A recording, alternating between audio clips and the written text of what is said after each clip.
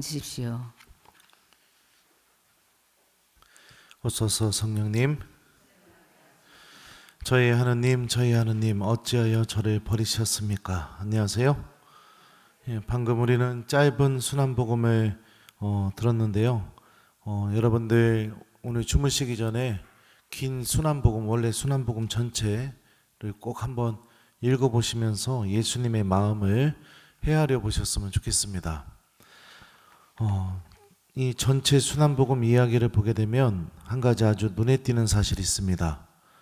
예수님께서는 의도적으로 당신의 십자가 죽음을 피하지 않으셨다는 사실이에요.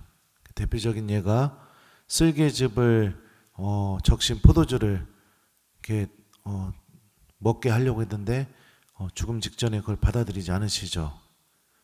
왜냐하면 마취제 비슷한 그런 기능을 했다고 합니다.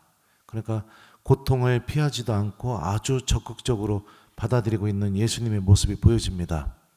그리고 마태복음서 저자는 순환 장면에서 여러 차례 언급하고 있는 중요한 사실 중에 하나가 뭐냐면, 그렇게 십자가 고통을 당신께서 의지적으로 받아들이시는 그런 예수님의 모습을 두고 구약의 성경 말씀이 예수님을 통해서 이루어지고 있다고 언급을 하고 있습니다. 굉장히 여러 번 언급을 하고 있어요.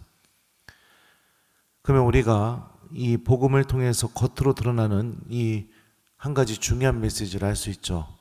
하느님의 모든 말씀이 이루어지게 하기 위해서 주님께서는 십자가의 고통을 또 죽음을 그대로 받아들인다는 사실입니다. 그리고 하느님의 이 모든 말씀은 무엇을 이루기 위해서 우리에게 주어졌을까요?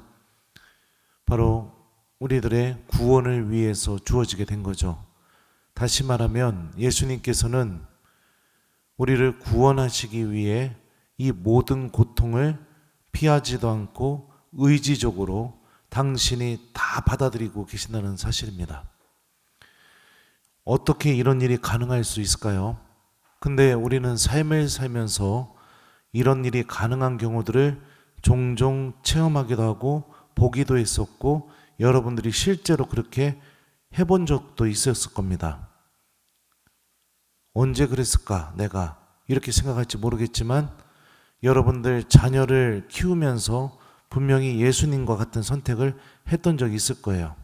내 자녀가 다른 사람의 물건을 부셨거나 큰 잘못을 했거나 이런 경우에 아주 의지적으로, 의도적으로 내 자녀가 배상해야 되고 벌받아야 되고 처벌받아야 되는데, 그거를 내가, 부모인 내가 아주 의도적으로, 의지적으로 해결하려고 달려들어서 그렇게 그 모든 문제를 해결했던 적이 분명히 있었을 겁니다. 한 번도 없었다면 아마도 여러분들의 자녀들은 성인 품에 올라야 할 겁니다. 저도 살아오면서 물건 부셨던 거, 또 남의 눈에 불질렀던 거, 또 알게 모르게 크고 작은 잘못들, 제 힘으로는 해결할 수 없는 잘못들을 저질렀을 때 저희 아버지 어머니는 아주 적극적으로 나서서 그 일에 대한 배상부터 해서 이 모든 것을 대신 갚아버리셨거든요. 왜 그런 행동을 했느냐? 제가 삶을 잘 살게 하기 위해서, 저의 삶이 망쳐지지 않게 하기 위해서. 다시 말하면 제가 세상 안에서 온전한 생명을 누리게 하기 위해서 부모님들이 그런 희생을 하시죠. 그러면은 생각해 보죠. 하나님의 모든 말씀은 우리를 구원하기 위한 말씀이고, 예수님께서는 십자가의 고통과 죽음을 피하지 않고 아주 적극적으로 받아들이고 계시다면, 이 십자가 사건을 통해서 예수님께서는 어떤 것을 하고 계실까요? 예수님의 마음 안에 담겨 있었던 게 무엇일까요? 어미가 자녀를 사랑하는 것처럼 바로 우리를 살리기 위한 예수님의 사랑이 이 십자가 사건 안에, 십자가 죽음을 맞이하시는 예수님 안에 가득 차 있었겠죠. 사람이 지을 수 있는 죄 중에 가장 큰 죄를 저지르게 되었을 때 법정 최고 형량이 뭔가요? 법정 최고 형량 사형입니다. 그죠? 변상해도 소용이 없고 물어줘도 소용이 없고 어떤 죄는 그 사람이 죽어야만 그 목숨값으로 죄에 대한 보상이 이루어진다고 사회적으로 정한 기준들이 있습니다. 예수님께서 우리를 구원하시기를 너무나 바라시는 이 하나님의 뜻에 온전히 순명하면서 법정 최고 형량인 사형을 받으셨다는 것은 어떤 것을 의미할까요? 우리가 내 힘으로는 해결할 수 없는 어마어마한 죄, 그 죄에 대한 보상이 내가 죽음을 맞이해야만 갚을 수 있는 그런 죄들까지 저질렀다 하더라도 어미가 자식을 위해 대신 갚아주려고 하는 것처럼 예수님께서 십자가에 못 박히신 그 이유는 내가 그런 바닥까지 내려갔다 하더라도 예수님께서 당신 목숨으로 대신 갚아주시려고 하는 그런 사랑을 보여주신 겁니다. 십자가를 바라볼 때 이 예수님의 사랑을 잊어버리지 않길 바랍니다. 주님께서는 온 팔을 벌려서 십자가 위에서 우리에게 보여주고 계십니다. 어떤 죄를 저지른다 하더라도 내가 대신해서 너의 그 죄에 대한 보상과 죄값을 내가 다 갚을 수 있다고. 그러면은 우리는 죄를 막 저지르면서 살아도 될까요? 아니죠. 내 힘으로 해결 불가능한 것을 누군가가 큰 희생을 통해서 해결해 줬다면 우리들 마음 안에 정상적으로 생기는 마음은 그 사람에 대한 고마움이죠. 잊을 수 없는 고마움이 마음속에 남게 되겠죠. 우리가 십자가를 보면서 이 마음이 있어야 됩니다. 그래야 나를 살리기 위해 또 내가 저지른 죄에 대한 죄값을 보상하기 위해 당신 자신을 희생하신 그 예수님께서 하시는 말씀이 나에게 아주 소중하고 중요하게 다가오게 될 것입니다. 아직까지 주님의 말씀이 들리지 않고 기억에 남지 않는다는 것은 무엇이냐? 십자가를 통해 드러난 이 예수님의 사랑에 대해서 내가 생각해 보지 않거나 깨닫지 못했거나 관심이 없었거나 아마도 그러기 때문에 그런 일이 벌어지겠죠. 나를 위해 대신 죽은 사람이 한 말이라면 어떻게 그 말을 잊을 수가 있겠습니까? 예수님의 십자가 장면을 보면 또 한 가지 우리가 기억해야 될 것이 있습니다. 예수님은 철저하게 버림받으셨습니다. 당신을 따르던 제자들에게도 유다는 돈으로 예수님을 바꿔버렸고 베드로는 사람들 앞에서 예수님과 아무 관계가 없다고 얘기해버리고 다른 제자들은 다 도망가 버렸습니다. 유다인들도 마찬가지죠. 여러분들 입당할 때 나뭇가지 들고 있었잖아요. 오늘 그 예루살렘 입성 기념식은 이 미사 때 하지 않았지만 그 복음을 보게 되면 사람들이 예수님 예루살렘에 들어가실 때 겉옷을 벌어서 길에다 깔아놓고 어떤 사람들은 나뭇가지를 꺾어다가 길에다 깔아놨습니다. 그리고 그렇게 외쳤죠.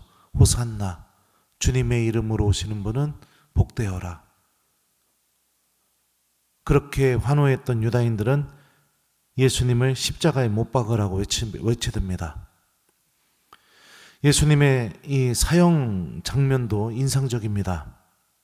유다인들의 율법으로 예수님을 사형한 것이 아니라 이방인의 법으로 예수님을 죽게 만들었습니다.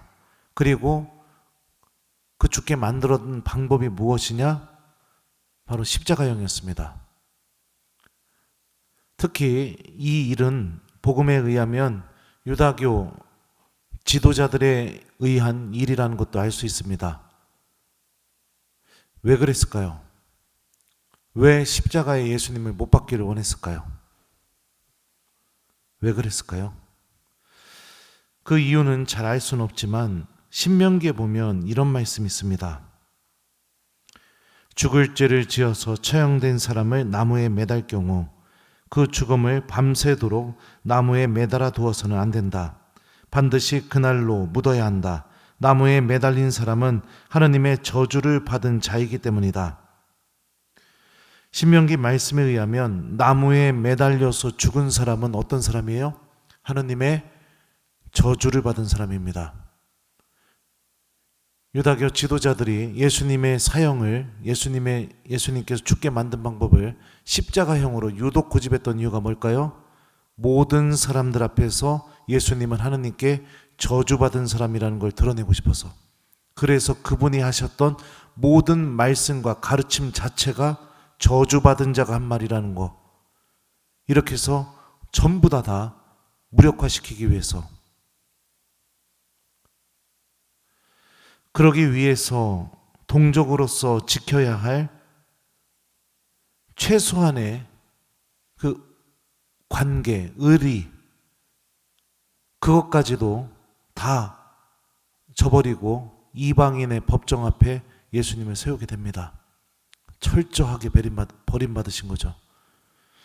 또 성부 하느님께서도 예수님의 순환이 시작되는 순간부터 죽음을 맞이하는 순간까지 그 어떤 것도 눈꼽만큼도 예수님을 도와주지 않으십니다. 끝도 없는 침묵 속에 머무세요. 세상에 어떤 아버지가 이럴 수가 있을까요? 자기 아들이 고통받고 죽음을 맞이하는데 개입하지 않고 끝까지 침묵을 지키는 아버지가, 또 어머니가 어떻게 그런 사람이 있을 수가 있을까요? 그러면 하느님은 매정한 분이시냐? 아니죠. 개입하지 않으시고 침묵을 지켰다는 것은 예수님의 희생보다도 지켜야 할 더 중요한 가치가 있었기 때문에 멈추셨겠죠. 그게 무엇일까요? 강론 처음에 얘기했던 것처럼 바로 우리를 향한 하느님의 구원이 이루어지게 되는 것, 그게 하느님을 침묵하게 만드셨고 하느님이 예수님을 도와주지 않게 만드셨습니다.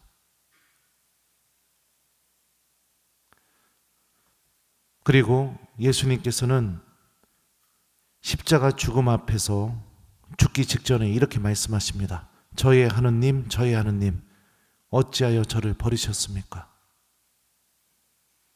우리를 살리기 위해 성부 하느님은 침묵하셨고 개입하지 않으셨고 도와주지 않으셨고, 예수님은 그런 하느님의 뜻을 이루기 위해 모두로부터 다 버림을 받고 죽음을 맞이하십니다.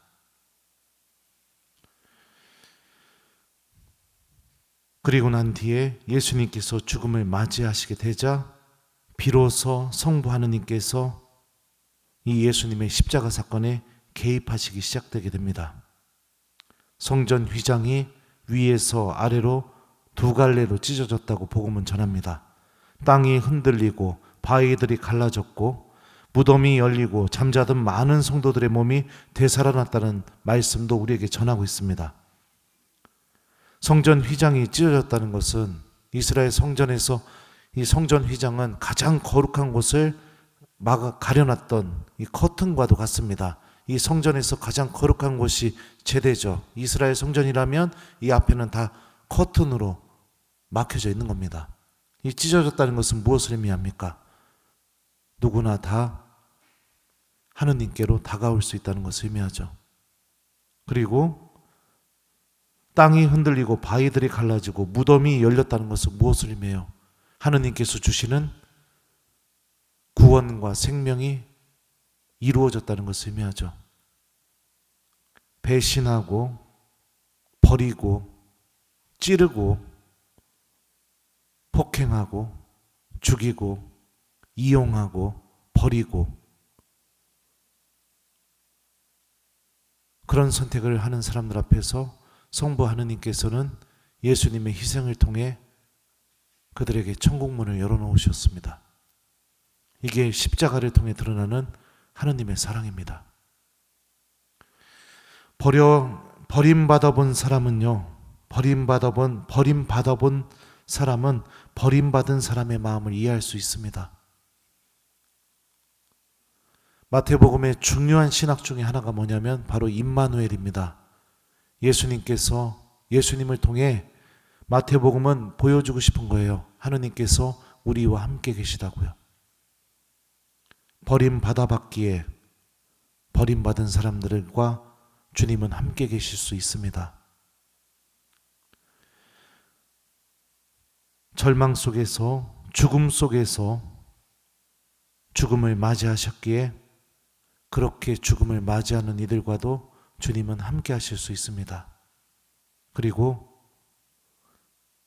내가 저지른 모든 죄, 그 죄의 뿌리가 아무리 깊다 하더라도 어미가 자식의 죄를 대신 기어 갚아주려고 하는 것처럼 십자가 위에서 아주 주도적으로 이 모든 고통을 다 받아내고 당신이 죽으심으로 인해 우리 힘으로 기어 갚아 나갈 수 없는 그 죄에 대한 죄값도 예수님께서 이미 다 갚아버리셨습니다.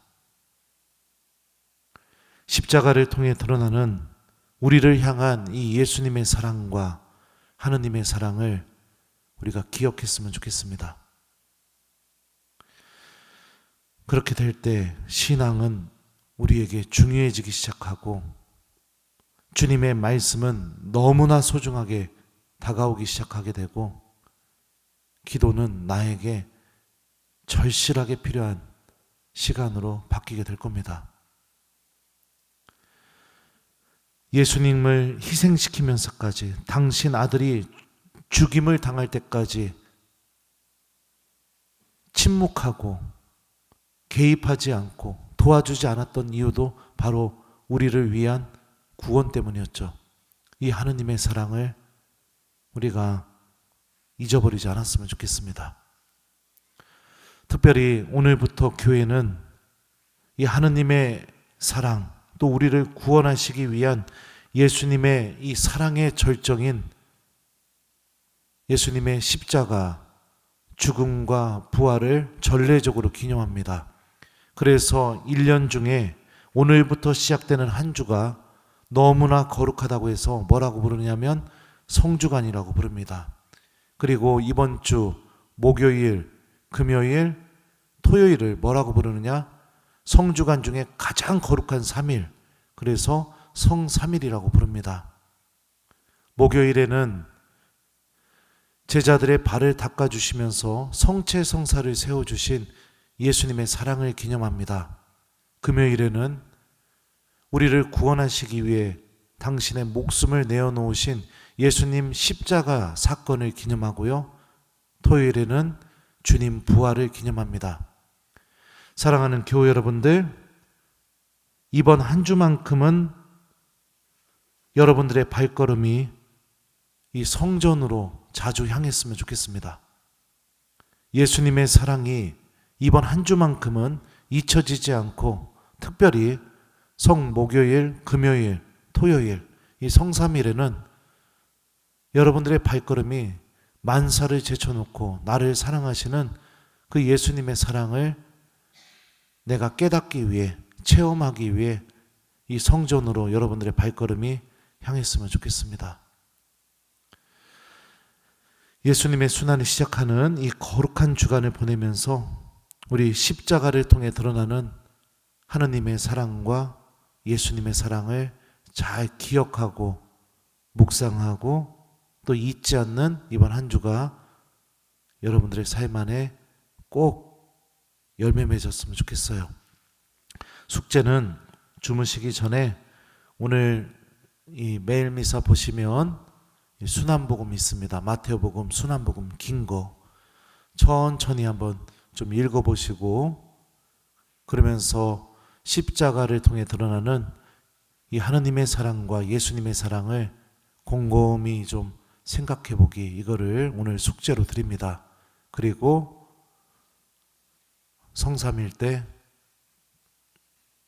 꼭 이 성전으로 와서 예수님을 만나는 하느님 자녀가 되셨으면 좋겠습니다. 저희 하느님, 저희 하느님, 어찌하여 저를 버리셨습니까? 아멘.